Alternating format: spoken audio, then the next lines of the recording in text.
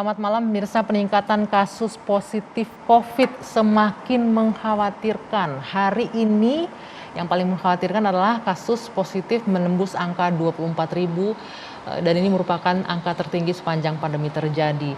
Dan hari ini pun kasus aktifnya sudah menembus angka 250.000 lebih. Ini juga yang akan berdampak terhadap tingkat terisian rumah sakit. Nah, di hari ini juga Presiden pun akhirnya mengumumkan untuk menerapkan PPKM darurat khusus Jawa Bali mulai tanggal 3 sampai 20 Juli mendatang. Keputusan ini pemirsa diambil bukan tanpa alasan, rumah sakit sudah mulai penuh, tenaga kesehatan kita pun sudah mulai banyak yang tumbang. Tidak hanya itu, penggali makam, petugas ambulans semuanya sudah mulai kewalahan untuk menangani, mengangkat jenazah dan juga memakamkan jenazah pasien COVID setiap harinya. Bisa dibilang hampir semuanya dalam kondisi yang sudah kewalahan. Lalu apa yang bisa kita lakukan? Malam ini kami akan menghadirkan fakta-fakta di lapangan bagaimana kondisi yang terkait dengan penanganan COVID. Tapi sebelumnya saya akan mengajak Anda terlebih dahulu untuk menyaksikan tayangan berikut ini.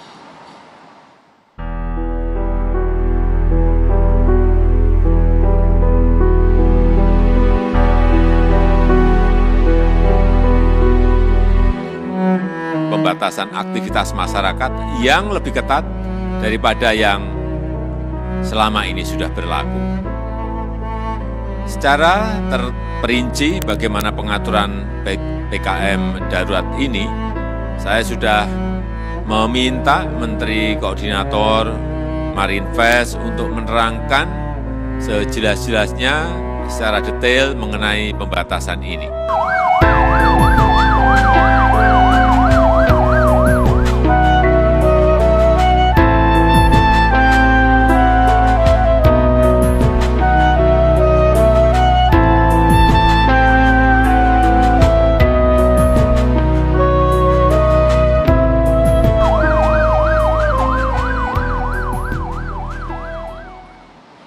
Di saat semua sudah kewalahan, bagaimanakah kita bisa melewati semua ini? Malam hari ini juga sudah hadir bersama saya beberapa orang narasumber.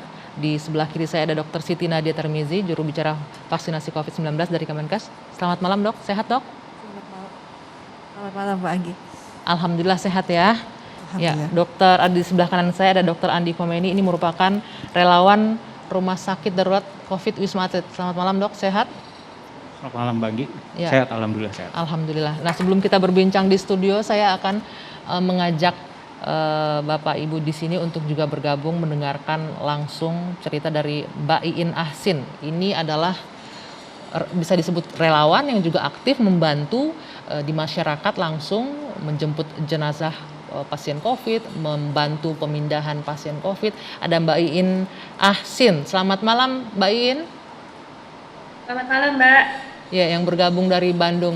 Mbak Iin, kita menyaksikan banyak sekali video-video yang viral dari komunitas yang Anda dirikan, komunitas Rumah Teduh ya Mbak Iin ya. Ini membantu untuk mengevakuasi pasien COVID, membantu untuk mengangkut jenazah pasien COVID. Nah, apa nih Mbak Iin kalau bisa diceritakan yang membuat Mbak Iin ikut akhirnya tergerak untuk terjun langsung? Fakta-fakta apa yang Mbak Iin lihat di lapangan sehingga akhirnya memutuskan untuk melakukan hal ini? Ya, bismillahirrahmanirrahim. Allahumma sholli ala sayyidina Muhammad wa ala ali sayyidina Muhammad. Jadi Mbak, karena sebetulnya core kami itu pelayanan di pasien-pasien kanker, rujukan seluruh Jawa Barat ke Bandung maupun Jakarta. Tapi di lapangan ternyata kami mendapati kondisi COVID yang tiba-tiba meledak ya. Ini wave kedua ini kayak lebih parah dari yang pertama kita hadapin. Jadi itu berdampak sih sebetulnya buat pasien-pasien kanker kami yang akhirnya jadi juga memang tersisihkan ya, jadi nggak bisa dapat kamar, operasi jadi tertunda. Jadi sebetulnya bukan cuman masalah COVID aja yang bermasalah, sebetulnya pasien-pasien kanker yang menimpa di negara kita juga jadi bermasalah. Apa yang menggerakkan kita? Karena memang kenyataannya mereka masyarakat datang ke kami. Alhamdulillah Instagram Iin dan call center teman-teman tuh udah nyebar di masyarakat. Jadi ketika ada aduan seperti itu kita juga jadi nggak bisa diam dan kita ngelihat, kita paham betul gitu loh. Ini kita nggak bisa di saat seperti ini kita nggak bisa mengandalkan siapa lagi gitu Mbak, kecuali kita juga ikut berperan. Allah udah memberikan kita amanah ya, saya punya unit ambulans cukup banyak, Allah memberikan saya tim relawan yang cukup banyak gitu.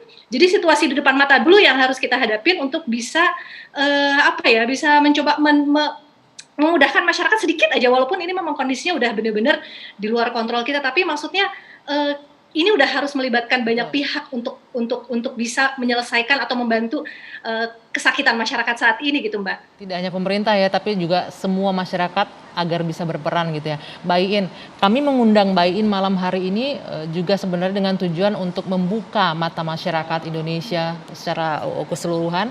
Karena kalau kita lihat, meskipun saat ini pemerintah sudah memberikan data dan fakta, hari ini 24.000 kasus positif. Hari ini sudah tembus 2 juta lebih misalnya pasien COVID.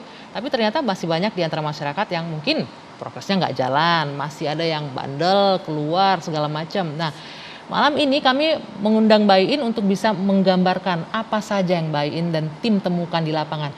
Karenanya kami ingin menghadirkan tayangan berikut ini, mungkin Mbak Iin bisa menceritakan ya Mbak Iin ya, apa yang terjadi. Tayangan ini yang akan kami hadirkan, mungkin bisa diceritakan. Kita saksikan bersama. Assalamualaikum warahmatullahi wabarakatuh. Bunda Iin Batoni izin lapor. Evakuasi pasien positif COVID-19 di daerah Jati Handap bersama driver Pak Gondrong. Bismillahirrahmanirrahim. Semoga dilancarkan dan kita semua selalu disehatkan oleh Allah. Amin ya rabbal alamin. Allahu Akbar. Ini sudah tiba di kediaman Ibu siapa namanya, Bu? Ibu ya. Ini saturasinya alhamdulillah sudah naik di angka 59, tadi terakhir 36. Ini mohon arahannya, kita akan bawa langsung ke Rumah Sakit Hasan Sadikin. Lazim ini satu keluarga, satu rumah, 3 orang positif semua. Ini kondisinya para ibu yang Lazim ya Allah, Allahu Akbar. Saturasinya ini di angka 35. Sebenarnya oksigennya kita udah naikin. Bu, diatur nafasnya, Bu. Naik. Allahu Akbar, Allahu Akbar, Allahu Akbar, Allahu Akbar, Allahu Akbar. Allahu Akbar, Allahu Akbar, Allahu Akbar, Allahu Akbar, Allahu Akbar, Allahu Akbar, Allah. Mbak Iin, bisa diceritakan apa sesungguhnya yang terjadi saat di video yang kita saksikan tadi? Karena di bagian terakhir kita melihat bahwa ibu yang Anda evakuasi bersama tim akhirnya sangat disayangkan tidak bisa diselamatkan ya Mbak ya? Bisa diceritakan Iya. Mbak? Ya, jadi waktu kita dapat laporan itu keluarga udah menyampaikan saturasi 35, terus di ambulans sempat naik. Tapi memang ketika kita sampai di rumah sakit, kondisi UGD aja itu udah penuh banget. Itu pasien sampai saat ini yang di Bandung, itu kalau masuk ke rumah sakit rujukan, rumah sakit swasta rumah sakit pemerintah rujukan COVID itu udah pelataran UGD itu udah penuh banget. Jadi kita juga nggak bisa maksain, kita paham betul semua ruang rawat inap sudah penuh. Akhirnya pasien kita tinggal di situ dengan oksigen dari kita juga kita tinggalkan, tapi nggak sampai 24 jam belum sempat pindah ke ruang rawat inap, pasien meninggal. Jadi banyak banget ya Mbak realita di lapangan itu, makanya aku terus terang gemes banget sih ya kalau masyarakat bilang masih nggak percaya, karena kami melihat betul ini nggak ada, bahkan kanker yang saya hadapin belasan tahun itu nggak kayak gini mematikannya gitu. Ini mematikannya tuh cepet banget, penularannya cepet banget. Ini yang barusan ini yang ada di layar ini, ini sebenarnya ya ini kisahnya lebih menyedihkan sih, karena video sebelum ini lebih sempat viral. Jadi ceritanya kalau kasus ini, masya Allah, kita pertama dapat laporan itu satu keluarga COVID, dua anaknya COVID, bapak ibunya COVID. Bapaknya ngedrop duluan sekitar tanggal 27 apa kalau nggak salah, bapaknya ngedrop, kita evakuasi ke rumah sakit, nggak sampai, dan itu bapaknya kita di ambulans itu bahkan ngantri banget di pelataran rumah sakit. Kita nggak boro-boro nurunin pasien, nggak bisa nurunin pasien tuh. Jadi kita pasien COVID yang udah ngap-ngapan itu kita taruh di ambulans. Belum sempet pula kita turunin, pasien meninggal di ambulans kita. Itu sih yang bikin kita shock. Makanya relawan kita tuh Mbak, jangan yang cewek, yang cowok aja sampai nangis karena ngelihat pasien kehabisan nafas gitu. Itu pasien meninggal nggak sampai 24 jam. Kemudian besokannya itu keluarganya melaporkan ibunya yang memang dari awal kita tahu juga udah positif COVID juga ngedrop.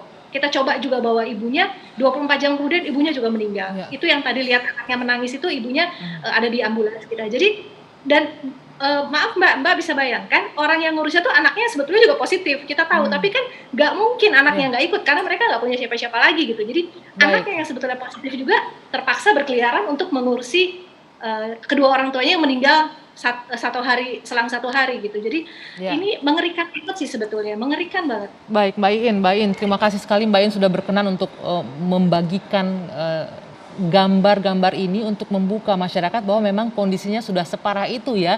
Bahkan sudah bisa dievakuasi ke rumah sakit tapi tidak bisa masuk dirawat karena penuhnya rumah sakit itu. Kita akan lanjutkan lagi nanti Mbak In, kita harus jeda sejenak untuk sama-sama membuka mata masyarakat bagaimana kita harus benar-benar waspada menghadapi COVID-19. Usai jeda di Dua Sisi, sesaat lagi.